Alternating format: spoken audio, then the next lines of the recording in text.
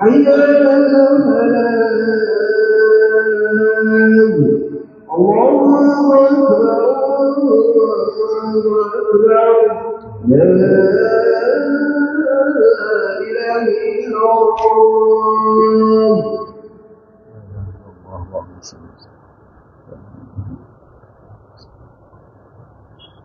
سلام.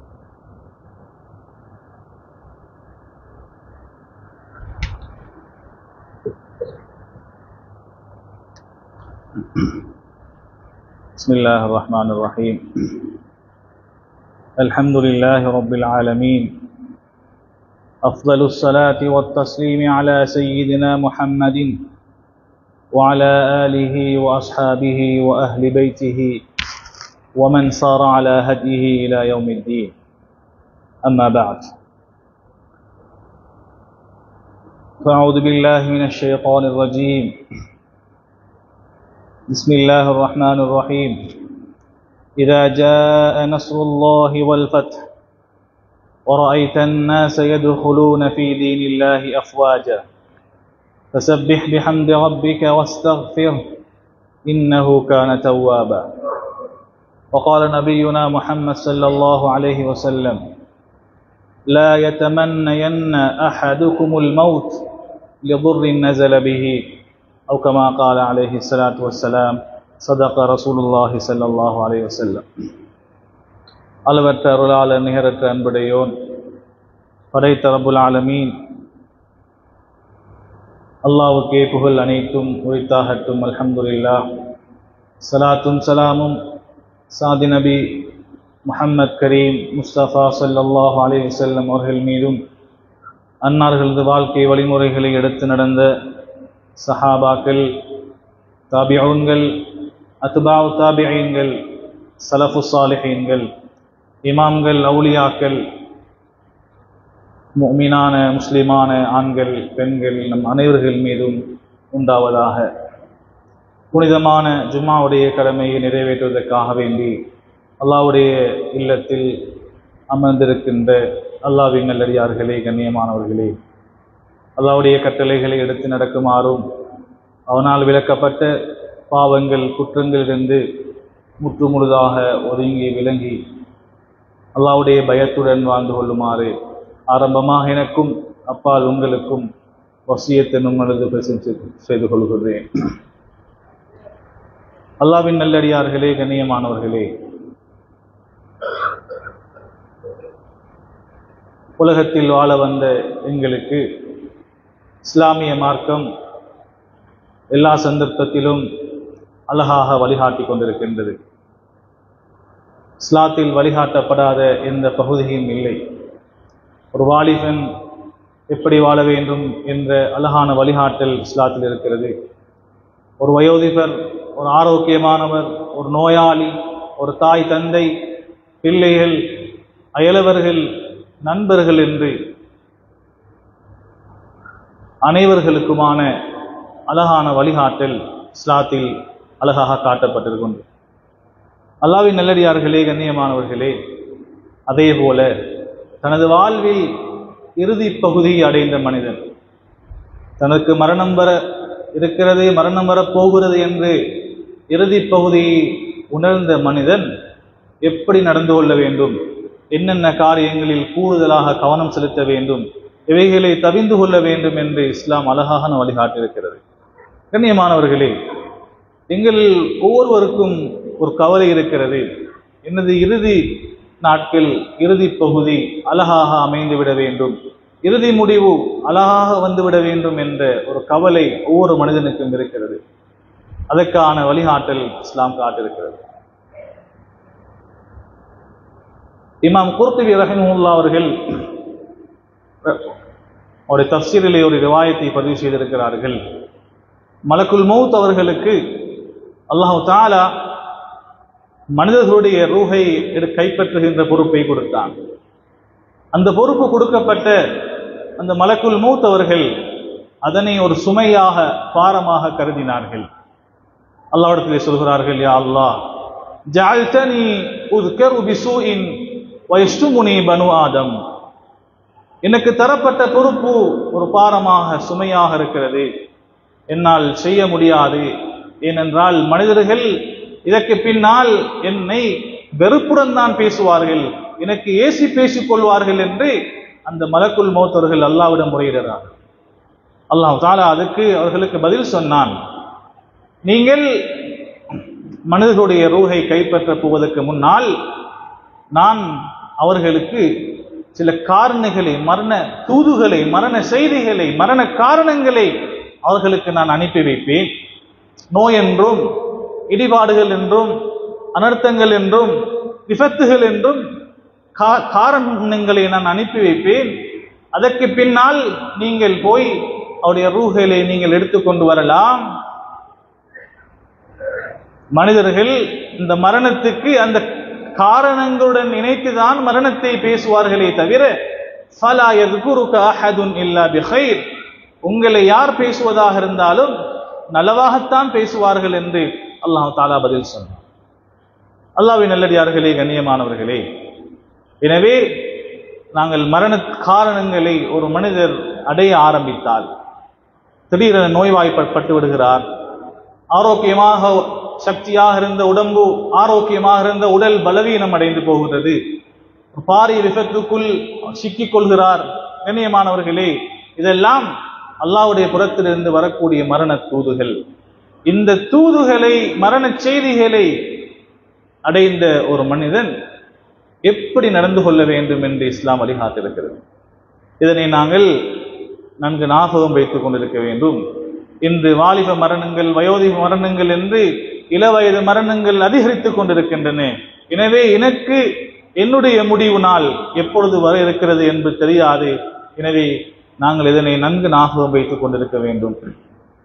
அல்லாஹ்வின் நல்லடியார்களே, கண்ணியமானவர்களே, இந்த மரண காரணங்களை, தூதுகளை அடைந்த மனிதன் செய்ய வேண்டிய மிக முக்கியமான ஒன்று, எந்த கஷ்டங்கள், எந்த நோய்கள் வந்து அது கஷ்டமான நிலைமையாக போனாலும் அல்லாஹ்விடத்தில் மரணத்தை கேட்டுவிடக் கூடாது. நபி ஸல்லல்லாஹு அலைஹி வஸல்லம் அவர்கள் ஹதீஸிலே சொன்னார்கள், லா யதமன்னயன்ன அஹதுகுமுல் மௌத் லிதுர்ரின் நஸல பிஹி. தனக்கு ஏற்பட்ட ஒரு நோய், தனக்கு ஏற்பட்ட ஒரு கஷ்டம், ஒரு சோதனை காரணமாக தாங்கிக் கொள்ள முடியாத ஒரு சூழ்நிலை வந்தாலும் நீங்கள் மௌத்தை, மரணத்தை ஆசை வைக்க வேண்டாம், அல்லாஹ்விடம் கேட்கவும் வேண்டாம், சூழ இருக்கவர்கள் நீங்கள் சொல்லவும் வேண்டாம். இந்த நோயில் கஷ்டப்படுவதை விட, இந்த சோதனையில் கஷ்டப்படுவதை விட நான் மரணித்து விடுவது நல்லம் என்று நீங்கள் சொல்லிவிட வேண்டாம் என்று நபி ஸல்லல்லாஹு அலைஹி வஸல்லம் அவர்கள் சொன்னார்கள். இந்த தடை ஹதீஸில் ஏன் சொல்லப்பட்டிருக்கிறது என்றால், ஒரு மனிதன் பார்க்கிறார், அவருக்கு கஷ்டங்கள் வருகிறது, குடும்பத்தால் கஷ்டம், பொருளாதார கஷ்டங்கள், பிள்ளைகளினால் கஷ்டம், இப்படி பல ரீதியாக கஷ்டங்களில் அம்புட்ட ஒரு மனிதர் அவர் யோசிக்கிறார், எனக்கு மரணம் வந்தால் என்னை கொண்டு போய் அடக்கி விடுவார்கள், அதற்கு பின்னால் இந்த கஷ்டங்கள் எனக்கு இருக்காது, இந்த வலி இருக்காது, இந்த நோவு இருக்காது, இந்த கஷ்டங்கள் இருக்காது என்று அந்த மனிதன் யோசிக்கிறார். கண்ணியமானவர்களே, ஆனால் அந்த மனிதன் மரணித்து விட்டால் அந்த மரணத்துக்கு பின்னாலும் கஷ்டங்கள் இருக்கிறது, சோதனைகள் இருக்கிறது, அவைகள் நிரந்தரமானவைகள், அதிலிருந்து வெளிவர முடியாது. ஹதீஸிலே இந்த தடை சொல்லப்பட்ட காரணம் உலமாக்கள் சொல்கிறார்கள், நீங்கள் தற்காலிகமான ஒரு கஷ்டம், ஒரு நோய்க்காக வேண்டி நிரந்தரமான அந்த கஷ்டத்தை நீங்கள் கேட்டுவிட வேண்டாம் என்று சொன்னார்கள். அல்லாஹ்வின் நல்லடியார்களே, கண்ணியமானவர்களே, எனவே எந்த கஷ்டங்கள், நோய்கள் வந்தாலும் நாங்கள் மரணத்தை ஆசை வைக்கவும் கூடாது, அல்லாஹ்விடம் துஆவாக கேட்கவும் கூடாது. அப்படி ஒரு மனிதர் நிர்பந்தமான முறையில் மௌத்தை, மரணத்தை கேட்க வேண்டுமாக இருந்தால் நபி ஸல்லல்லாஹு அலைஹி வஸல்லம் அவர்கள் ஒரு துஆவை சொல்லி தந்தார்கள், அல்லாஹும்ம அஹீனி இதா கானத்தில் ஹயாத்து கைரல் லி வ தவஃபனி இதா கானத்தில் வஃபாத்து கைரல் லி. யா அல்லாஹ், நான் உலகில் வாழ்வது நலவாக இருந்தால் என்னை வாழ வைப்பாயாக, நான் மரணிப்பதுதான் எனக்கு நலவாக இருந்தால் என்னை மரணிக்க செய்து விடுவாயாக என்று நபி ஸல்லல்லாஹு அலைஹி வஸல்லம் அவர்கள் துஆவை வழிகாட்டியிருக்கிறார்கள். கண்ணியமானவர்களே, ஒரு மனிதனுக்கு தீனை பாதுகாத்துக் கொள்ள முடியாத ஒரு சூழ்நிலை வருகிறது, தனக்கு தரப்பட்ட பொறுப்புகளில் குறைபாடு செய்ய வேண்டிய ஒரு நிலை ஏற்பட்டால் அந்த நேரத்தில் மரணத்தை கேட்டுக்கொள்ளலாம், அனுமதி இருக்கிறது. சஹாபாக்கள் ஹஜ்ரத் உமர் ரலியல்லாஹு தஆலா அவர்கள் ஹஜ்ஜுக்கு போய் வந்து ஒரு துஆவை கேட்கிறார்கள். அல்லாஹும்ம கபிரத் சின்னி வல்லஅஃபத் குவதி வன்தஷரத் ரஇயதி ஃபக்பத்னி இலைக மின் கைரி முضيع வலா முஃபர்ரித். உமர் ரலியல்லாஹு தஆலாவுடைய ஆட்சி எல்லைகள் விசாலமாகிவிட்டது, நீண்டு விட்டது, குடிமக்கள் அதிகரித்து விட்டார்கள், இஸ்லாம் பரவி விட்டது. இப்பொழுது அல்லாஹ்விடம் கேட்கிறார்கள், யா அல்லாஹ், எனக்கு வயது போய்விட்டது, எனது சக்தி எல்லாம் பலவீனப்பட்டு விட்டது, எனது குடிமக்கள் அதிகரித்து விட்டார்கள், எனது ஆட்சி எல்லை அது பரவிவிட்டது. எனவே இதற்கு பின்னால் உலகத்தில் நான் வாழ்ந்தால் எனக்கு தரப்பட்ட பொறுப்புகளில் குறைபாடு செய்து விடுவேன் என்று நான் பயப்படுகிறேன். எனவே என்னை உன் பக்கம் அழைத்துக் கொள்வாயாக என்று துஆ செய்கிறார்கள். கண்ணியமானவர்களே, அலி ரலியல்லாஹு தஆலா அவர்கள் ஆட்சி காலம் மிகப்பெரிய ஃபித்னாக்கள் வந்தது, குழப்பங்கள் வந்தன. கடைசி கட்டம் கேட்கிறார்கள், அல்லாஹும்ம அல்லாஹு மின்னி வலஅஃது மின்ஹும். யா அல்லாஹ், நான் மக்களால் நான் கஷ்டப்படுகிறேன், என்னால் மக்கள் கஷ்டப்படுகிறார்கள், எனவே என்னுடைய ரூஹை எடுத்து விடு என்று துஆ செய்கிறார்கள். கண்ணியமானவர்களே, ஹஜ்ரத் அபூ ஹுரைரா ரலியல்லாஹு தஆலா அவர்கள் ஹிஜ்ரி 60ஆம் ஆண்டு ஒரு வாலிபனுடைய ஆட்சி வர இருக்கிறது என்று முன்னறிவிப்பு செய்யப்பட்டிருந்தது. அந்த ஆட்சியில் குழப்பங்கள் வரும் என்று முன்னறிவிப்பு செய்யப்பட்டிருந்தது. அவர்கள் துஆ செய்கிறார்கள், யா அல்லாஹ், அல்லாஹும்ம இன்னி அஊது பிக மின் இமாரத்தி ஸிபியான் வ மின் அன் உத்ரிக ஸித்தீன். அந்த வாலிபனுடைய ஆட்சி வருவதற்கு முன்னால், ஹிஜ்ரி 60க்கு முன்னால் நான் மரணிக்க வேண்டும் என்று துஆ செய்கிறார்கள். ஹிஜ்ரி 59இல் மரணித்து போகிறார்கள். கண்ணியமானவர்களே, தீனை பாதுகாத்துக் கொள்ள முடியாத ஒரு சூழல் வந்தால் அப்பொழுது மரணத்தை கேட்கலாம். ஒரு மனிதன் மரண தூதுகளை, மரண செய்திகளை, மரண காரணங்களை அடைந்த ஒரு மனிதன் செய்ய வேண்டிய விடயம் அதிகமாக அல்லாஹ்விடத்தில் இஸ்லாத்துடைய மரணத்தை கேட்க வேண்டும். இஸ்லாத்துடைய மரணம் என்பது மிக முக்கியமானது. அது மரணிப்பதற்கு வரைக்கும் யாருக்கும் தெரியாது, எனக்கும் தெரியாது, உங்களுக்கும் தெரியாது இஸ்லாத்துடைய மரணம் என்பது. யூசுப் அலைஹிஸ்ஸலாத்து வஸ்ஸலாமுடைய வரலாற்றை அல்லாஹ் பேசுகிறான். அவர்கள் ஆரம்பத்தில் கஷ்டப்பட்டார்கள், அதற்கு பின்னால் ஆட்சி கிடைத்தது, சொகுசான வாழ்க்கை வாழ்ந்தார்கள். கடைசியாக ஒரு துஆவை செய்கிறார்கள், தவஃபனி முஸ்லிமன் வல்ஹிக்னி பிஸ்ஸாலிஹீன். அவர்கள் வாழ்வில் நிறைய துஆக்கள் செய்திருந்தார்கள், ஆனால் அவர்கள் கேட்ட இந்த ஒரே ஒரு துஆவை மாத்திரம்தான் அல்லாஹ் தஆலா குர்ஆனில் பேசியிருக்கிறான். அவர்கள் ஒரு நபி, ஒரு நபியுடைய மகன், ஒரு நபியுடைய பேரன், அவருடைய வம்சமே நபி பரம்பரை. அப்படியான யூசுப் அலைஹிஸ்ஸலாத்து வஸ்ஸலாம் அவர்கள் பேசிய கேட்ட ஒரு துஆவை, யா அல்லாஹ், என்னை இஸ்லாத்துடைய மரணத்தை எனக்கு தருவாயாக, நல்லவர்களுடன் என்னை சேர்த்துக் கொள்வாயாக என்று கேட்ட துஆவை அல்லாஹ் குர்ஆனிலே இடம்பெற செய்திருக்கிறார். நபி ஸல்லல்லாஹு அலைஹி வஸல்லம் அவர்களும் இந்த துஆவை கேட்டிருக்கிறார்கள், தவஃபனா முஸ்லிமீன வல்ஹிக்னா பிஸ்ஸாலிஹீன் கைர ஹஸாயா வலா மஃப்தூனீன். யா அல்லாஹ், என்னை முஸ்லிமாக மரணிக்க செய்வாயாக, நல்லவர்களுடன் சேர்த்து வைப்பாயாக, கேவலப்பட்ட நிலையில் ஃபித்னாக்களில் உள்ளாகாமல் என்னை மரணிக்க செய்வாயாக என்று துஆ செய்திருக்கிறார்கள். எனவே நாங்கள் எல்லா காலங்களிலும் துஆவை செய்ய வேண்டும். குறிப்பாக எங்களுடைய மரண தூதுகள், மரண காரணங்கள் அவர்கள் நெருங்கும் போது இவைகள் கூடுதலாக நாங்கள் துஆ செய்ய வேண்டும். அடுத்தது, அல்லாஹ்வின் மீது உள்ள நல்லெண்ணத்தை நாங்கள் அதிகப்படுத்திக் கொள்ள வேண்டும். பொதுவாக ஒரு முஸ்லிமுக்கு அல்லாஹ்வின் மீது நல்லெண்ணமும் இருக்க வேண்டும், அல்லாஹ்வின் மீது பயமும் இருக்க வேண்டும். அல்லாஹ் என்னுடைய பாவத்தை தண்டித்து விடுவானோ என்ற பயமும் இருக்க வேண்டும். என்னை அல்லாஹ் ஏற்றுக்கொள்வான், என்னை மன்னிப்பான் என்ற அல்லாஹ்வின் மீது நல்லெண்ணமும் இருக்க வேண்டும். ஆனால் என்னுடைய மரணம் நெருங்கும் போது அல்லாஹ்வின் மீது உள்ள நல்லெண்ணத்தை நாங்கள் அதிகப்படுத்திக் கொள்ள வேண்டும். நபி ஸல்லல்லாஹு அலைஹி வஸல்லம் அவர்கள் மரணிப்பதற்கு 3 நாட்களுக்கு முன்னால் ஒரு ஹதீஸை சொல்லி வைத்தார்கள், லா யமூதன்ன அஹதகும் இல்லா வஹுவ யஹ்சினு ظن பில்லாஹ். உங்களில் ஒருவர் யாரும் மரணிக்க வேண்டாம், அல்லாஹ்வின் மீது நல்லெண்ணம் வைத்த நிலையிலே தவிர என்று சொன்னார்கள். அதிகம் அல்லாஹ்வை நாங்கள், அல்லாஹ் மன்னிப்பான், அல்லாஹ் இரக்கமானவனாக இருக்கிறான் என்று நாங்கள் அந்த கடைசி கட்டத்தில் அல்லாஹ்வை ஞாபகம் செய்ய வேண்டும். கண்ணியமானவர்களே, அமானித பொருட்கள் ஏதாவது எங்களிடம் இருந்தால் அதை நாங்கள் உரிய இடத்தில் ஒப்படைக்க வேண்டும். இதில் கூடுதலாக கவனம் செலுத்த வேண்டும். அமானித பொருள் என்று சொல்லும் போது சிறிய பொருளாக இருக்கலாம், ஒரு புத்தகம், ஒரு பேனையாக இருந்தாலும் அது உரியவரிடம் ஒப்படைக்கப்பட வேண்டும். ஒரு புத்தகம் நாங்கள் எடுத்திருக்கிறோம், அதை உரியவரிடம் ஒப்படைக்கவில்லை, எங்களுக்கு மரணம் வந்து விட்டது, அது உரியவரிடம் ஒப்படைக்கப்படாமலேயே போய்விட்டால் நாளை கியாமத்துடைய நாளையில் அந்த புத்தகத்தை நாங்கள் அவருக்கு கொடுக்க வேண்டி வரும். பொருட்களே இல்லாத அந்த நாட்களில், அந்த நாளில் எதை கொடுக்க போகிறோம்? உடைய நன்மைகளை எடுக்க வேண்டி வரும். கண்ணியமானவர்களே, அதில் கவனம் செலுத்த வேண்டும். பகைமைகள், உறவுகள் மத்தியில் பகைமைகள், அயலவர்கள் மத்தியில் பகைமைகள் இருந்தால் அதனை நாங்கள் முடிவுக்கு கொண்டு வர வேண்டும். உலகத்தில் வாழும்போது யாருக்கும் தொந்தரவு இல்லாமல், நோவினை கொடுக்காமல் நாம் உலகத்தில் வாழ வேண்டும். ஏனென்றால் ஒரு மனிதர் மரணித்து விடுகிறார், அந்த மனிதர் ஒரு குற்றம் செய்திருக்கிறார், அல்லாஹ்வுடைய தண்டனையை தரக்கூடிய ஒரு குற்றத்தை செய்திருக்கிறார். ஆனால் அவரை சூழ உள்ள மனிதர்கள், உறவினர்கள், நண்பர்கள், அயலவர்கள் எல்லாம் இவரை பற்றி சொல்கிறார்கள், இவர் நல்ல மனிதர், நல்ல குணமுள்ளவர் என்று அயலவர்கள் எல்லாம் பேசிக் கொள்கிறார்கள். ஆனால் அல்லாஹ்வுடைய தண்டனைக்குரிய ஒரு குற்றத்தையும் செய்திருக்கிறார். அல்லாஹ் தஆலா மலக்குமார்களுக்கு சொல்வான், இவர் விடயத்தில் மனிதர்களுடைய சாட்சியை நீங்கள் ஏற்றுக்கொள்ளுங்கள், இவரை நான் மன்னித்து விடுகிறேன் என்று சொல்கிறார். கண்ணியமானவர்களே, யாருக்கும் தொந்தரவு இல்லாமல் நாங்கள் வாழ வேண்டும். கண்ணியமான யார் மரண தூதுகளை, காரணங்களை அடைய ஆரம்பிக்கிறாரோ பாவத்திலிருந்து தவிந்து கொள்ள வேண்டும். பாவம் என்று சொல்லும் கண்ணியமானவர்களே, தேவையற்ற விடயங்களிலிருந்தும் தவிந்து கொள்ள வேண்டும். இன்றோ நாளையோ அடுத்த வாரமோ அடுத்த மரணமோ எனக்கு மரணம் வர இருக்கிறது என்று எதிர்பார்த்த மனிதர் அவர் தேவையில்லாத காட்சிகளையும் இசைகளையும் கேட்டுக் கொண்டிருக்கிறார். இன்று அங்கே நடந்த பிரச்சனை, இங்கே நடந்த பிரச்சனை என்று அவைகளை கேட்டுக் கொண்டிருக்கிறார். இதற்கு நாங்கள் எவ்வாறு புத்திசாலித்தனம் என்று சொல்ல முடியும்?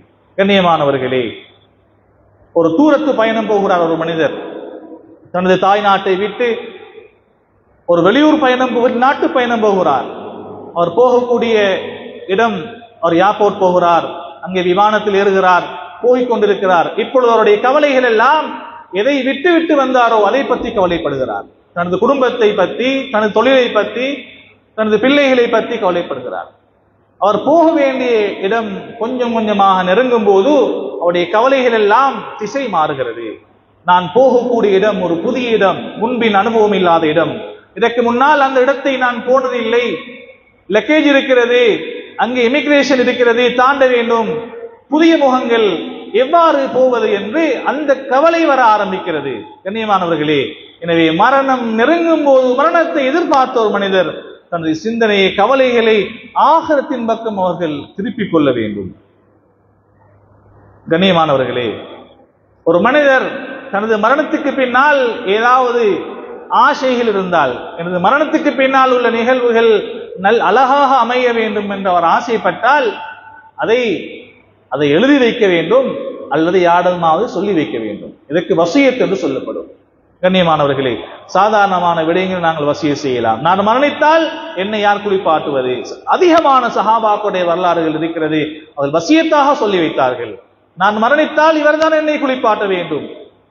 தொழுவிப்பது, கண்ணியமானவர்களே, நாங்கள் மரணத்துக்கு பின்னால் எங்களை தொழுவிப்பது என்பது அது அல்லாஹ்வுடைய மிகப்பெரிய ஒரு அன்பளிப்பு, ஒரு கிஃப்ட். அது ஹதீஸிலே வந்திருக்கிறது, 40 மனிதர்கள் ஒரு மனிதனுடைய ஜனாதாவில் கலந்து கொண்டு தொழுகை நடாத்தி தொழுவித்து அல்லாஹ்விடத்தில் உள்ள முருக பாவ மன்னிப்பு தேடினால் அல்லாஹ்வுடைய பாவத்தை மன்னிக்கிறார். 3 சஃப்புகள் அவருக்காகவே ஜனாதா தொழுகை நடாத்தி உள்ள முருகனுடைய பாவத்தை அல்லாஹ்விடத்தில் மன்றாடினால் அல்லாஹ்வுடைய பாவத்தை மன்னிக்கிறான் என்று ஹதீஸிலே வந்திருக்கிறது. கண்ணியமானவர்களே, இதை நாங்கள் எங்களுடைய வசியத்தாக சொல்லி வைக்க வேண்டும். இன்று வர வேண்டியதை நாங்கள் கொடுக்க வேண்டியவைகள் இவைகள் எல்லாம் எழுதி வைக்கப்பட வேண்டும். நபி ஸல்லல்லாஹு அலைஹி வஸல்லம் சொன்னார்கள், லா யஹில்லு லிம்ரிஇன் முஸ்லிமின் ஐ யபீத ثلاث லயால் இல்லா வஸியத்துஹு மக்தூபத்துன் இன்தஹு. ஒரு முஸ்லிமான மனிதனுக்கு ஹலாலாக மாட்டாது அவன் 3 இரவுகள் தூங்கச் செல்வது. அவனுடைய வசியத்துகள், தனது மரணத்துக்கு பின்னால் அவனுக்கு வர வேண்டிய, கொடுக்க வேண்டிய, அவன் செய்ய வேண்டிய விடயங்கள் எல்லாம் காகிதத்தில் எழுதப்படாமல் 3 இரவுகள் அவன் தூங்கச் செல்வது ஹலால் இல்லை என்று சொன்னார்கள் ஸல்லல்லாஹு அலைஹி வஸல்லம். இப்னு உமர் ரலியல்லாஹு தஆலா அவர்கள் இந்த ஹதீஸை அறிவிக்கிறார்கள். அவர் சொல்கிறார்கள், நான் இதை வாலிப பருவத்தில் இந்த ஹதீஸை கேட்டேன், இன்று வரைக்கும் எனது பொறுப்புகள், எனக்கு வர வேண்டியது, நான் கொடுக்க வேண்டிய, இவ்வாறு எனக்குள்ள பொறுப்புகள் எல்லாம் நான் எழுதி வைக்காமல் நான் தூங்கச் சென்றதில்லை என்று சொன்னார்கள். கண்ணியமானவர்களே, இதில் நாங்கள் கூடுதலான கவனம் செலுத்த வேண்டும். ஷஹாதத்துடைய மரணத்தை அதிகம் கேட்க வேண்டும். ஷஹாதத்துடைய மரணம், யா அல்லாஹ் என்னை ஷஹீதாக மரணிக்க செய்வாயா என்று அதிகம் அல்லாஹ்விடத்தில் கேட்க வேண்டும். ஒவ்வொரு மனிதனுடைய மரணமும் முடிவு செய்யப்பட்டிருக்கிறது. இந்த இடத்தில் இந்த நேரத்தில் தான் மரணிப்பார் என்று முடிவு செய்யப்பட்டிருக்கிறது. என்றாலும் யார் ஷஹாதத்தை அல்லாஹ்விடம் கேட்கிறார்களோ அல்லாஹ் தஆலா அவருக்கு ஒரு விசேஷமான ஒரு அன்பளிப்பு கொடுக்கிறார். ஹதீஸிலே வந்திருக்கிறது, மன் சஅல அல்லாஹு ஷஹாதத பிஸித்கின் மின் கல்பிஹி பல்லகஹு அல்லாஹு மனாசில ஷுஹதா வ இன் மாத அலா ஃபிராஷிஹி. யார் அல்லாஹ்விடம் ஷஹாதத்தை கேட்கிறார், நிபந்தனை உண்மையான உள்ளத்துடன் கேட்கிறார் என்றால் அவருக்கு அல்லாஹ் தஆலா அவர் எங்கு மரணித்தாலும், அவர் ஆஸ்பத்திரியில் மரணித்தாலும், வீட்டில் மரணித்தாலும், சொகுசான மெத்தையில் மரணித்தாலும் அல்லாஹ் அந்த ஷுஹதாக்களுடைய அந்தஸ்தை எட்டச் செய்கிறார். ஏன்? பிஸித்கின் மின் கல்பிஹி, உண்மையான உள்ளத்துடன் அல்லாஹ்விடத்தில் ஷஹாதத்தை கேட்டால் அல்லாஹ் தஆலா இந்த ஷுஹதாக்களுடைய அந்தஸ்தை கொண்டு இதற்கு எட்டச் செய்கிறார். கண்ணியமானவர்களே, எனவே குறிப்பாக நாங்கள் மரணத்தை நெருங்கிய மனிதர்கள், மரணத்துடைய தூதுகளை காணக்கூடிய மனிதர்கள் அதிகமாக இந்த துஆக்களை அல்லாஹ்விடம் கேட்டுக்கொள்ள வேண்டும். சில துஆக்களை நபி ஸல்லல்லாஹு அலைஹி வஸல்லம் அவர்களுக்கு சொல்லித் தந்தார்கள். லா இலாஹ இல்லல்லாஹ் என்ற துஆவை நாங்கள் அதிகம் ஓத வேண்டும். ஏன் தபரானியுடைய ரிவாயத்தில் வந்திருக்கிறது, யார் லா இலாஹ இல்லல்லாஹ் என்ற துஆவை அதிகம் ஓதுகிறார்களோ அவர்கள் தனிமையை உணர மாட்டார்கள். மரண வேளையில், மரணத்துக்கு பின்னால் உள்ள நிகழ்வுகளில் தனிமையை உணர மாட்டார். கண்ணியமானவர்களே, நாங்கள் பயணம் போகும்போது கூட்டாக சென்றால் ஒரு சந்தோஷமாக இருக்கும், அங்கு பயம் இருக்காது. அதே போல யார் லா இலாஹ இல்லல்லாஹ் என்ற கலிமாவை அதிகம் ஓதுகிறார்களோ அவர்கள் மரண வேளையில், மரணத்துக்கு பின்னால் உள்ள வேளைகளில் தனிமையை உணர மாட்டார். கண்ணியமானவர்களே, சூரத்துல் ஹஷ்ருடைய கடைசி 3 ஆயத்தில் இருக்கிறது, அஊது பில்லாஹி ஸமீஇல் அலீம் மினஷ் ஷைத்தானிர் ரஜீம் வல்லாஹு அல்லதீ லா இலாஹ இல்லஹு என்று ஆரம்பிக்கக்கூடிய 3 ஆயத்துகள். யார் இந்த 3 ஆயத்துகளையும் இரவில் காலையில் ஓதுகிறாரோ மாலை வரைக்கும் 70,000 மலக்குகள் உடைய ரஹ்மத்துக்காக துஆ செய்கிறார்கள். மாலை வருவதற்கு முன்னால் இவர் மரணித்து விட்டால் ஷஹீதாக மரணிக்கிறார். யார் இரவில் மாலையில் ஓதுகிறார், காலை வரைக்கும் 70,000 மலக்குகள் ரஹ்மத்துக்காக துஆ செய்கிறார்கள். காலை வருவதற்கு முன்னால் இவர் மரணித்து விட்டால் இவர் ஷஹீதாக மரணிக்கிறார். தவறவிடக்கூடாது. கண்ணியமானவர்களே, அல்லாஹும்ம இன்னி அஸ்லம்து நஃப்ஸி இலைக் வஜ்ஜஹது வஜ்ஹி இலைக் என்ற ஒரு துஆ இருக்கிறது. தூங்கச் செல்லும் போது யார் இந்த துஆவை ஓதிக்கொண்டு தூங்கச் செல்கிறார்களோ அவர் தூங்கி எழும்பதற்கு முன்னால் அவர் மரணித்தால் மாத அலல் ஃபித்ரா, இஸ்லாத்திலே மரணித்திருக்கிறார். ரித்தத்தில் இல்லை, குஃப்ரில் இல்லை, இஸ்லாத்திலே அவருக்கு மரணம் வந்திருக்கிறது. அவ்வாறு அவர் கண் விழித்து விட்டால் அவருக்கு பல நலவுகள் உண்டாகும் என்று ஸல்லல்லாஹு அலைஹி வஸல்லம் சொன்னார்கள். கண்ணியமானவர்களே, இதில் நாங்கள் கூடுதலாக கவனம் செலுத்த வேண்டும். என்னுடைய கடைசி நாட்கள் மரணம் வர இருக்கிறது என்று எதிர்பார்த்த ஒரு மனிதர் கடைசி நாள் எவ்வாறு அமைய வேண்டும் என்றும் ஹதீஸிலே வழிகாட்டி இருக்கிறது. ஒவ்வொரு மனிதனுக்கும் ஆசை இருக்கிறது, என்னுடைய மரணம் இபாதத்தில் வர வேண்டும் என்ற ஆசை, இபாதத்தில் வர வேண்டும் என்ற ஆசை இருக்கிறது. கண்ணியமானவர்களே, தொழுகையிலே சுஜூதிலே உலமாக்கள் அழகான மரணத்துக்கு சில தோற்றங்களை சொல்கிறார்கள். தொழுகையில் மரணிப்பது, தவாஃப் செய்யும் போது, இஹ்ராம் கட்டிய நிலையில், திக்ர் செய்கின்ற நிலையில், இவ்வாறு நல்ல மரணத்துக்கு பல தோற்றங்கள் சொல்லப்படுகின்றன. கண்ணியமானவர்களே, இபாதத்தில் நாங்கள் மரணிப்பதற்கு மிக அழகான மிக இலகுவான ஒரு வழிதான் நோன்பு நோற்று நிலையில் மரணிப்பது. எங்களுக்கு விளங்குகிறது, இன்றைய நாள் நான் மரணிக்கப் போகிறேன் என்று ஒரு மனிதன் விளங்கினால், அவர் உணர்ந்தால் அன்றைய நாளில் அவர் நோன்புடைய நியத்து வைத்துக் கொள்ளலாம். சுன்னத்தான நோன்புகளுக்கு லுஹருடைய அதானுக்கு 20 நிமிடத்துக்கு முன்னாலே அந்த நியத்து வைத்துக் கொள்ளலாம். காலையிலிருந்து ஒன்றுமே சாப்பிடவில்லை, குடிக்கவில்லை என்றால் கண்ணியமானவர்களை நோன்புடைய நியத்து நாங்கள் வைத்துக் கொள்ளலாம். ஹதீஸிலே வந்திருக்கிறது, மன் ஸாம யௌமன் இப்திகா வஜ்ஹில்லாஹ் குதிம லஹு பிஹா தഖலல் ஜன்னah. யார் அல்லாஹ்வுடைய பொருத்தத்துக்காக வேண்டி ஒரு நாள் நோன்பு நோட்கிறார், அந்த நோன்பு அவருடைய கடைசி அமலாக ஆகிவிட்டால், அந்த நோன்பு நோற்ற நிலையிலேயே அவனுக்கு மரணம் வந்து விட்டால் தഖலல் ஜன்னah, அவர் சொர்க்கம் சென்று விடுவார். கண்ணியமானவர்களே, இவைகள் நாங்கள் கூடுதலாக கவனம் செலுத்த வேண்டும். உலகில் நாங்கள் வரும்போது வெறும் கையுடன் வந்தோம். உலகத்தில் நாங்கள் இப்பொழுது இருக்கின்ற அறிவு, ஆற்றல், சக்தி, பலம், சொத்து செல்வங்கள் ஒன்றுமே நாங்கள் கொண்டு வரவில்லை. நாங்கள் அல்லாஹ் தஆலா எங்களுக்கு நாங்கள் வளரும் போது கொஞ்சம் கொஞ்சமாக வளரும் போது அல்லாஹ் அறிவு ஆற்றல்களை, உடல் சக்தி பலங்களை, சொத்து செல்வங்களை அல்லாஹ் எங்களுக்கு தந்திருந்தான். கண்ணியமானவர்களே, இவைகள் எங்களுக்கு தரப்பட்ட சொத்து செல்வங்கள் ஒரு சோதனையாக இருக்கிறது. அல்லாஹ் தஆலா இவைகளை கொண்டு மமதை கொள்வதற்காக வேண்டிய சொத்து செல்வங்கள் எங்களுக்கு தரவில்லை. இவைகள் ஒரு சோதனையாக இருக்கிறது. அல்லாஹ் தஆலா கியாமத்துடைய நாளையில் ஒரு கேள்வி கேட்பான். இந்த செல்வங்களை எங்கிருந்து நீங்கள் சம்பாதித்தீர்கள், எங்கே செலவழித்தீர்கள்? கண்ணியமானவர்களே, எங்களுக்கு தரப்பட்ட சொத்து செல்வங்கள் எல்லாம் ஒரு சோதனைக்குரியவைகள். அல்லாஹ் தஆலா அதை அவதானித்துக் கொண்டிருக்கிறான். எங்கே செலவழிக்கப்படுகிறது, எங்கிருந்து சம்பாதிக்கப்படுகிறது, எங்கே செலவழிக்கப்படுகிறது என்று அல்லாஹ் தஆலா உற்று நோக்கி கொண்டிருக்கிறான். ஒரு முஸ்லிமுடைய செல்வத்தை பொறுத்தவரை அவர் மாத்திரம் அதை அனுபவிக்க முடியாது. ஒரு முஸ்லிமுடைய பொருளாதாரத்தில், சொத்தில் இன்னும் சில மனிதர்களுக்குரிய உரிமை இருக்கிறது. அது வெளியே போக வேண்டிய ஒரு பகுதி இருக்கிறது. அவருக்கு மாத்திரம் சொந்தமானது அல்ல. அவருடைய சொத்தில் ஒரு பகுதி வெளியில் போக வேண்டிய ஒன்று இருக்கிறது. கண்ணியமானவர்களே, உலகத்தில் நாங்கள் அல்லாஹ் தஆலா எங்களுக்கு சொத்தை தந்திருக்கிறான். இதை வைத்து நாங்கள் வகை வகையாக நாங்கள் உண்ணுகிறோம், ஆடை அணுகிறோம், ஆடம்பரமான செலவுகள், ஆடம்பரமான வீடுகள், இவைகளுக்கு மாத்திரம் இந்த சொத்துகள் எங்களுக்கு தரப்படவில்லை. கண்ணியமானவர்களே, நல்ல வழிகளில் எங்களுடைய சொத்துகள் செலவழிக்கப்பட வேண்டும். அல் குர்ஆனில் அல்லாஹ் தஆலா குர்ஆனை ஆரம்பிக்கும் போது மூன்று காரியங்களை அல்லாஹ் பேசுகிறான், மூன்று விடயங்களை குர்ஆன் என்பது அது ஆயிரம் நல்ல போதனைகளை எங்களுக்கு சொல்லித் தரக்கூடிய ஒரு நூல். அந்த குர்ஆனில் அல்லாஹ் தஆலா குர்ஆனை ஆரம்பிக்கும் போது மூன்று விடயங்களை, ஒரு முஸ்லிமுடைய மூன்று குணங்களை பற்றி அல்லாஹ் குர்ஆனில் பேசுகிறான்.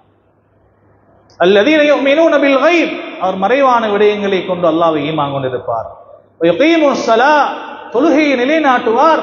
வமிம்மா ரஸக்னாஹும் யுன்ஃபிகூன், நாங்கள் அவரை கொடுத்த அந்த செல்வத்திலிருந்து நல்ல வழியில் செலவழிப்பார். கண்ணியமானவர்களே, குர்ஆனிலே இந்த மூன்று தன்மைகளை கொண்டு குர்ஆனை அல்லாஹ் ஆரம்பித்திருக்கிறான் என்றால், நல்ல வழிகளில் செலவழிப்பது என்பது மார்க்கம் எந்த அளவு அதுக்கு இடம் கொடுத்திருக்கிறது, மார்க்கத்தில் எவ்வளவு நன்மை இருக்கிறது என்று நாங்கள் புரிந்து கொள்ளலாம். கண்ணியமானவர்களே, நாங்கள் உழைத்த சம்பாதித்த சொத்துக்களை செலவழிக்கும் போது நல்ல வழிகளில் செலவழிக்க வேண்டும். கண்ணியமானவர்களே, ஹஸரத் பிலால் ரலியல்லாஹு தஆலா அவர்களை பார்த்து நபி ஸல்லல்லாஹு அலைஹி வஸல்லம் சொன்னார்கள், அன்ஃபிக் பிலாலன் வலா தக்ஷ மின் தில் அர்ஷி இக்லாலா, ஏ பிலால், நீங்கள் செலவழியுங்கள், உங்களுடைய அரசுடைய சொந்தக்காரன் உங்களுடைய சொத்துகளில் செல்வங்களில் குறைத்து விடுவான் என்று பயப்பட வேண்டாம்.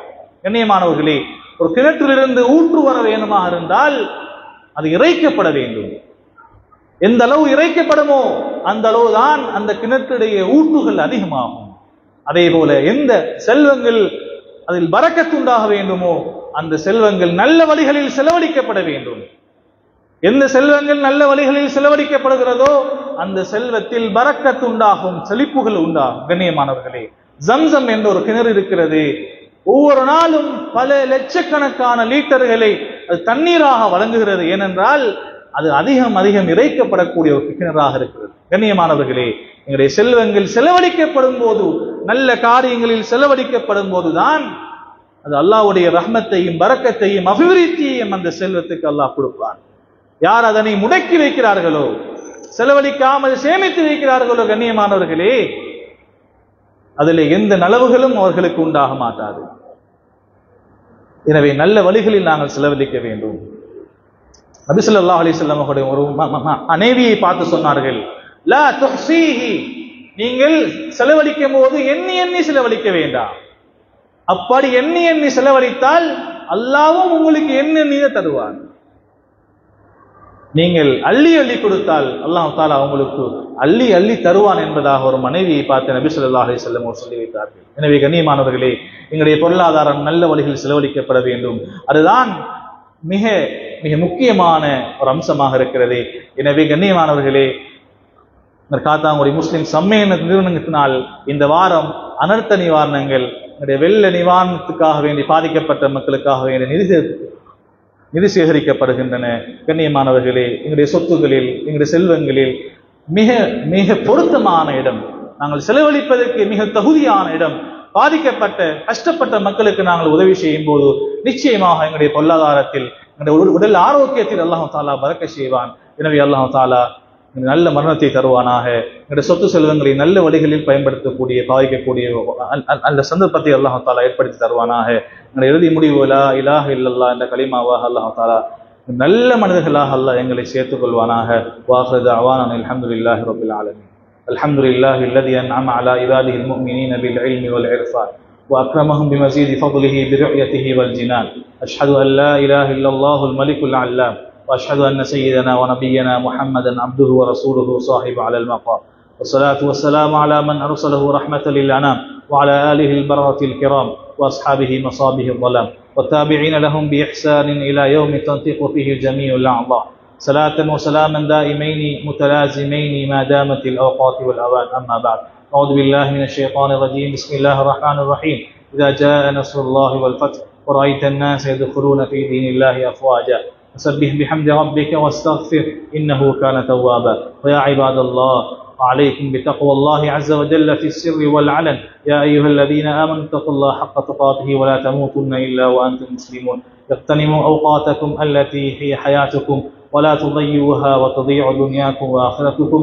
أقول قولي هذا واستغفر الله لي ولكم ولسائر المسلمين من كل ذنب واستغفروه إنه هو الغفور الرحيم.